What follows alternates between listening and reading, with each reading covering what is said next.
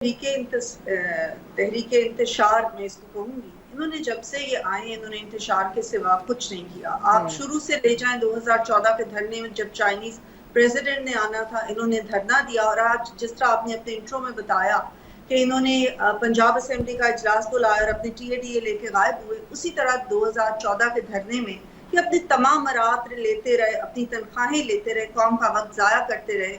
आखिर में इन्होंने अपना उसका कल्मिनेशन यहाँ पे हुई कि 2017 में चलता हुआ मुल्क इस तरीके से तबाही की तरफ चल पड़ा। एक अच्छे भले प्राइम मिनिस्टर जो कि मुल्क को तरक्की की तरफ लेके जा रहे थे, उनको निकाल दिया गया इस बात पे कि उन्होंने अपने बेटे से तनख्वाह नहीं ली।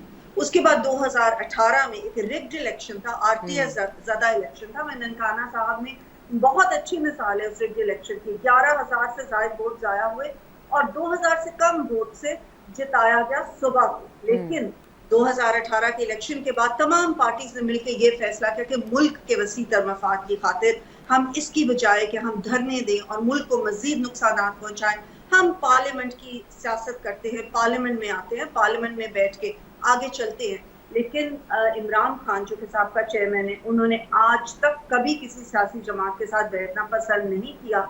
उन्होंने हमेशा यही कहा कि मैं सियासी जमातों से बात नहीं करूंगा।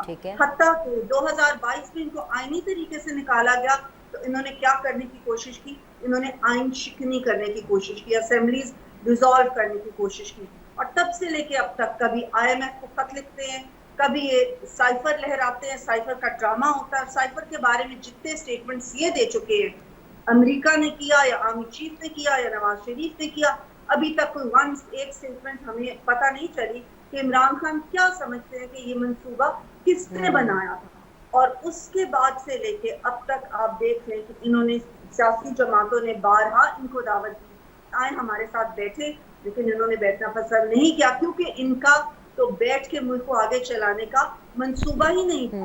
और अब इन्होंने आके कंसेशन कर लिया आखिरकार के 9 मई मैंने ही कॉल दी थी अपने तमाम वर्कर्स को, और आज ये कह रहे हैं कि मैंने ही कहा था कि पुरअमन एहतजाज। आप मुझे ये बताएं कि ज़मान पाक में इतने महीने जो ये सारी मंसूबा बंदी हो रही थी, क्या ये पुरअमन एहतजाज के लिए हो रही थी? वहाँ पे पेट्रोल बम्स थे, वहाँ से कैसी कैसी हमें स्टेटमेंट्स मिल रही थी कि जी हम तो इमरान खान तो हमारी रेड लाइन है। लोगों की ज़हन साजी की जा रही थी, और वो सारी जहन साजी करने के बाद उनको उनके दिमागों को, जो आम पब्लिक थी, यंगस्टर्स थे, उनको इस पॉइंट पे लाने के बाद उनको कहा गया कि जाओ अब जाके GHQ पे हमले करो, अब फौजी तनसीबात पे हमले करो, अब जाके शोहदा की जो यादगारें उन पे हमले करो। मुल्क में कई जगह पे आप सोच सकते हैं कि ये सिर्फ एक ये कहा गया था कि जाके पुरअमन एहतजाज करो। ये तो साफ जाहिर इनकी अपनी बनाई हुई वीडियोस हैं जिसमें नाम लेके बताया गया है कि हमें फलान लीडर ने कहा था इधर जाओ, हमें धमका। अच्छा शजरा, आपने तमाम फैक्ट सामने रख